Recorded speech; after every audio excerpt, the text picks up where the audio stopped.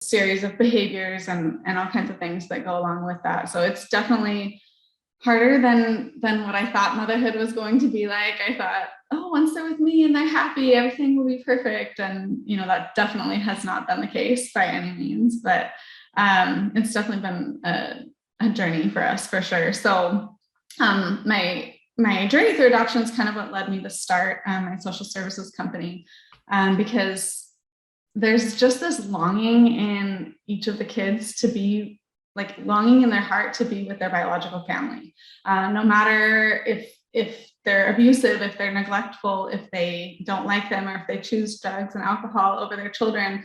It doesn't matter. The children want to be with the parents. And I always had this guilt inside of me, did I do everything possible so that the kids could be with their parents? Did I encourage the visits enough? Did I, let bio mom and bio dad have every opportunity to see their kids? Is adoption really the last option? And until I could say yes to all of those things, I didn't feel good about it. I didn't feel okay with it. And so kind of launching into my company, I wanted to make sure that the biological parents had every opportunity so that the foster parents and adoptive parents don't have that guilt of wondering what if, and they can know that the kids have peace in their hearts and they can have peace in their hearts, and it just helps everything. It just helps everything a lot. I know, working with the biological parents and helping them with reunification and all the things that go with that, sometimes foster parents get really upset, because they see the hurt that these kids are going through from parents missing visits or doing drugs or going back to jail or whatever it is. Mm-hmm. And they think, how can you give them another chance? Why are you giving them more chances? They already screwed this up. They already, violated the trust of their child. Why do you keep giving them more chances? Mm-hmm. But they need it. They need it. We need to know in our hearts that we did everything possible for them to be able to be with their children. And if they choose another path, that's really on them. Oh, that's good. And so curious, what started you down that journey back in 2012? Why did you get into that field at all? It's a tougher field. Why did you feel called to go that route? I knew since I was 12 years old that I was going to adopt children. I just felt it in my heart. That's what I was here on earth to do, is adopt children. And so I got married, and I couldn't get pregnant, but that was just kind of a side thing, my journey with infertility.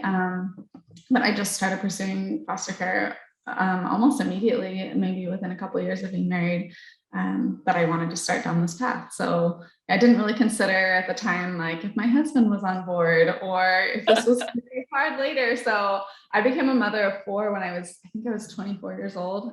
I was pretty young. Wow. But that's just what I wanted to do. I really love being a mom. Wow. And yeah, I didn't know if the guy was on board or not, but we're doing this. From the time you're 12, do you know, if you think back to your childhood, do you think there was a reason for that? That, most 12-year-olds don't just hey, one day I'm going to adopt a bunch of kids. It's not right? 12-year-old dream. My mom really instilled in me a desire to serve and a desire to help people. So I started doing service projects and volunteer work and all kinds of things when I was in 3rd grade. She just was really supportive of that. We were always seeking out opportunities to help other people. And this particular time when I was 12 years old, we took a trip to Georgia to see some family members. And there was this little girl that I guess an aunt and uncle were kind of fostering her through their church. They were helping her out or something like that. And this little girl was 5 years old. Her name was Nancy. She was the cutest little girl I've ever seen my whole life, besides my own kids. And I remember she couldn't be with her parents for whatever reason. For whatever reasons, I understood it as a 12-year-old child, Right. And I remember just begging my mom to adopt her. I said, I'll take care of her.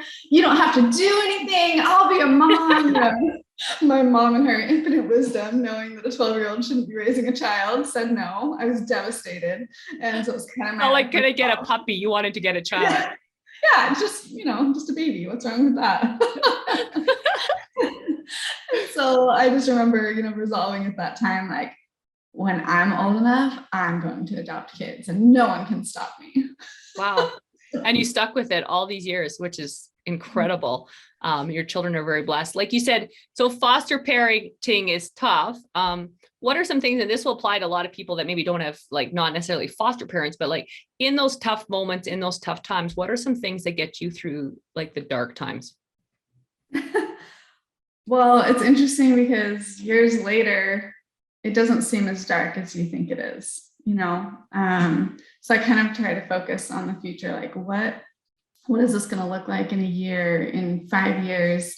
You know, am I going to see this as such a huge trial, or am I going to see it as kind of a Band-Aid? And, you know, and I always want to come out a winner. You know, I always want my kids to come out winners. And I tell them that. And so, you know, it's kind of what Ed Milet says, like outlasting the temporary. And I think that that just builds resilience in children and in humans in general, you know, so just thinking like, this is going to be over. This is going to be over. And this is really not that big of a deal. You know, everything I went through in the early stages with my kids, and, you know, wondering if I was going to be able to adopt them, wondering if a family member was going to come out of the woodworks and take them, or, you know, whatever anxiety was caused. It was just like, that's nothing now. Now I'm like, oh, that's no big deal. It's just part of the process. So, you know, eventually we think that about everything. Do you, and sometimes it's easier to say to focus on the future than to focus on it, I think, for a lot of people. In any situation, when I say people, us included, I'm sure. But so are there some things that help you do that? Like some tangible, do you have a morning routine? Is it working out of the gym? Like, what are some things that help you anchor you into those like future thinking thoughts? Mm-hmm. Well, I really love gratitude journaling. So every morning I'll write at least 5 things that I'm grateful for. I actually got that from Rachel Hollis. So that was like, you know, I am very, very grateful all the time for everything that I've been given. At least I try to be. And I think that eventually it just kind of becomes a part of like everything you do, that gratitude. And so I try to encourage that in my children as well, is to just be grateful. And the future, I mean, that can only come through hard work. Like that's it. That's the only way it can get there. So, you know, devoting like a specific amount of time every single day, weekends, weekdays, whatever, to focusing on the work that you have to do now to build the future that you want. And I talk a lot about that with my kids. It's like, what are we here to do? What have we done that has brought us closer to that every single day? So, you know, visualizing like our family mission, like what are we here for? And I don't mean it in like a vague, like, oh, one day, you know, type thing. I mean, like really like today, like what are we here to do? And how do we do that? Wow. And what are some things that you guys have come up with as a family? So let's see. So like one of our like family like visions, I guess you could say, is like, we're here to make the world a better place. So, you know, specifically, how do you make the world a better place today? You know, were you nicer to your teacher? Did you give someone a compliment? Did you help someone? And like really shining a light on what they did. Mm-hmm. And then also like how it made that person feel. And then what kind of bigger impact did that make? You know, like helping them to feel special about what they did. And like, wow, like not everyone does that. That's really impressive. And so if they can kind of feel like they're different than everyone else, and they are, if you're aware of what you're doing that's different than everyone else, you are different than everyone else. Mm-hmm. So just kind of bringing that awareness.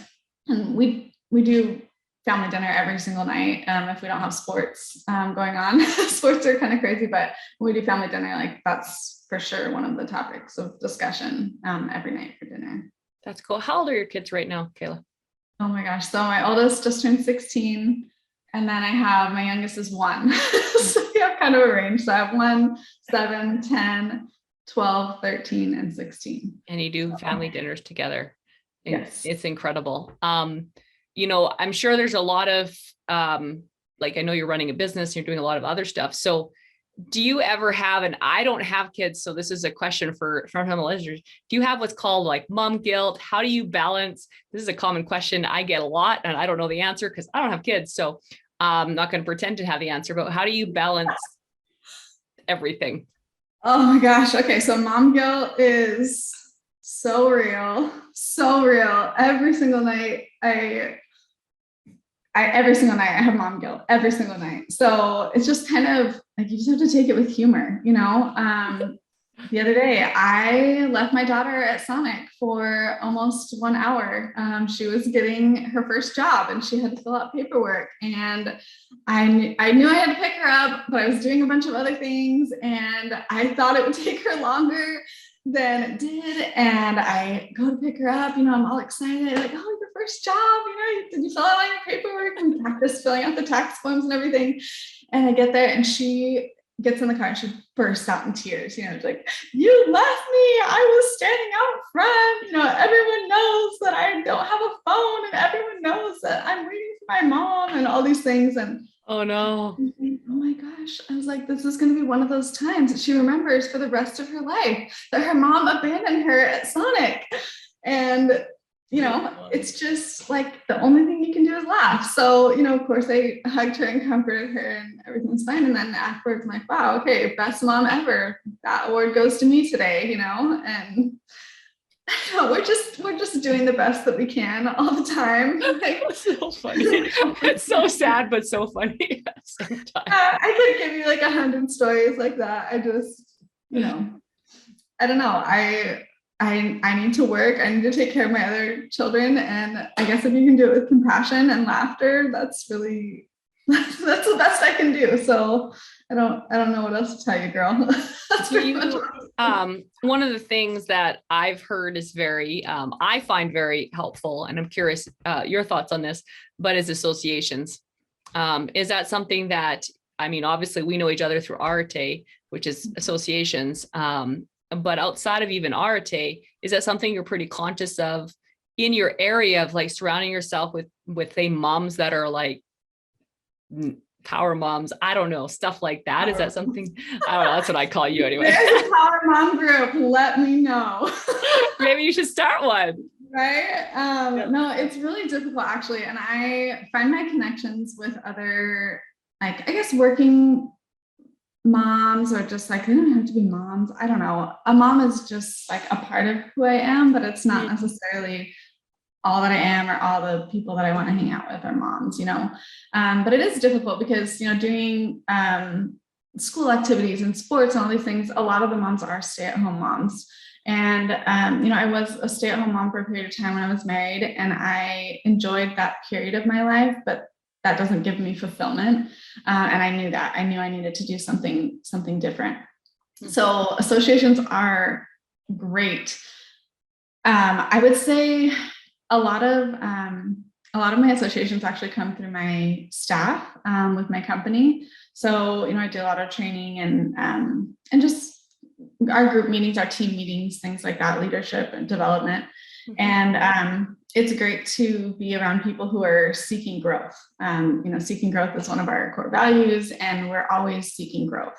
So I feel like that is more valuable than maybe like your life stage, or you know, what extracurricular activities you have going on, whether it's, you know, motherhood or whatever other activities that you're involved in. So I think that by sharing my story, at least this has been really helpful for me, is like by sharing my story of like my struggles, or the things that I guess have kind of shaped who I am. It's allowed me to make connections with people on a deeper level, and people are just able to share.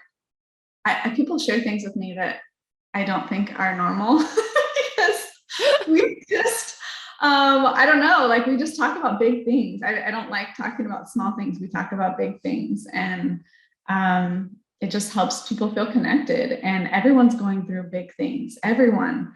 And it's just, I love connecting with people on that level. That's very cool, and helping them. Yeah, where was I going with that? But see, we all have our moments, but I just like, I get right into your story there, and it's incredible. So that's what it was. Where do you see your vision with your company? Speaking of big things, in the next 5 to 10 years, like where do you want things to go for you? You know, Angela, I really struggle with visualizing. That is something I really struggle with. And I have this great vision and then it comes true. And then I realized my vision wasn't big enough. And so then I kind of like flounder and struggle and like, okay, well, where am I going from here? I don't know. I had a dream to be the biggest service provider in Arizona, social services. So we do like parenting classes is probably the bulk of what we do. And we did it. We did it. We provide more parenting classes around the state of Arizona than any other company right now. And I love that. And I was so proud of my team for doing that. And we're not even done. Like we're not even halfway to our capacity.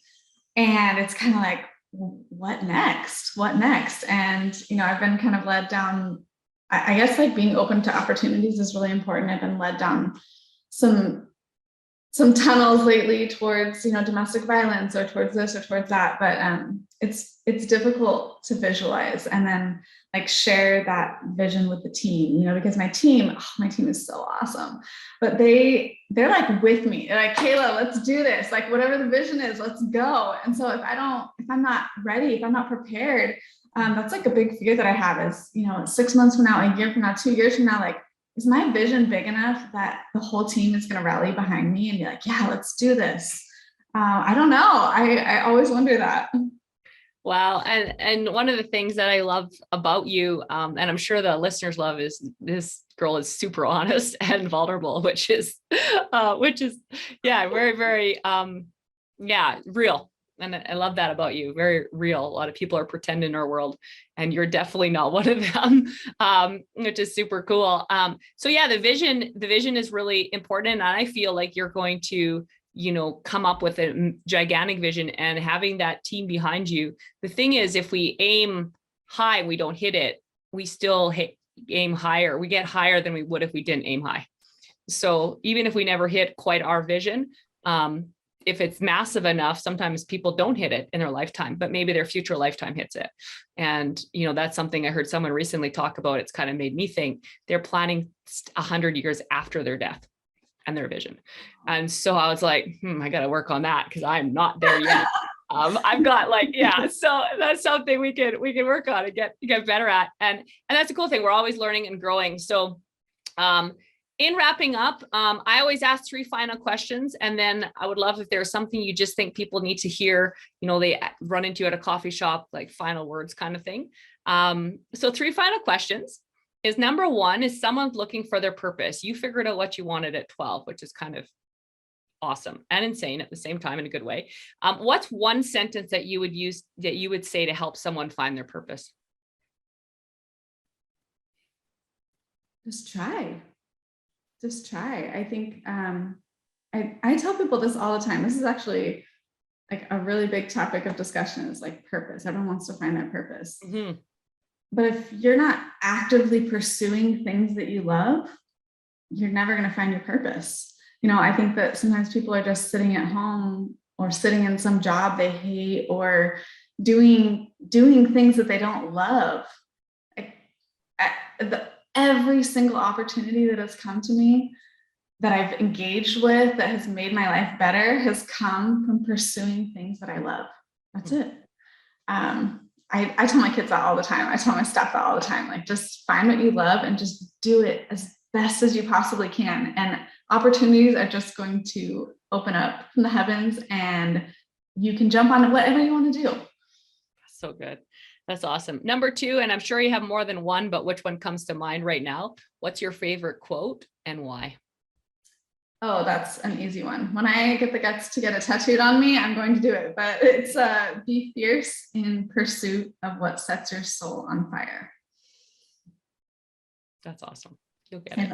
Really Maybe I'll get a face tattoo one day. That's crazy. I like that. Face tattoos. Yeah. Anyway, and number 3rd question is, what's one word or sentence you want on your gravestone? My gravestone? Oh no.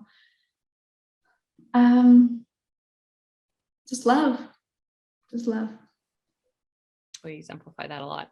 And any final questions? If you ran into someone at a coffee shop and they said, Kayla, what's something that, you want to tell, but we just didn't ask, we didn't touch on, what's something that you think would be really important for listeners to have in their life? Oh my gosh. I really just feel like everyone's doing the best that they can all the time. And so just that little bit of encouragement, not false encouragement, like, oh, you can do this, like, everything's going to be okay. But I mean, like, real encouragement from like something in their soul that they're good at, or that they just need to believe in themselves more. I mean, Angela, I think you're a perfect example of like, we all have this power within us that we just need to tap into. And I don't think that anyone realizes the power that we have within us to just do it, to just go and just try and just make a difference or pursue whatever it is you want to pursue. Like, that power is within us. So just helping people to understand that, like, I don't feel like you and I, maybe you are, I don't know, but I don't feel like I'm anything special. I don't feel like I don't feel like God cut me from a different mold than everyone else. Like, we're just the same as everyone else. And the only thing that sets us apart is that we try. I really feel like that. We try and we love and we believe in ourselves. We tap into that power. That's so true. That's so good. And really that's a really good final word. Thank you so much for being on the podcast, Kayla. Really appreciate it. We'll have her links in the bio for you guys to be able to follow her, engage with her, questions, all that kind of good stuff. As always, make sure to rate, review, subscribe, and thank you so much. Let's go out there and change the world one starfish or one person at a time. And we're able to do that. One person at a time, we'll be able to change the world. Thanks so much. Thanks, Angela.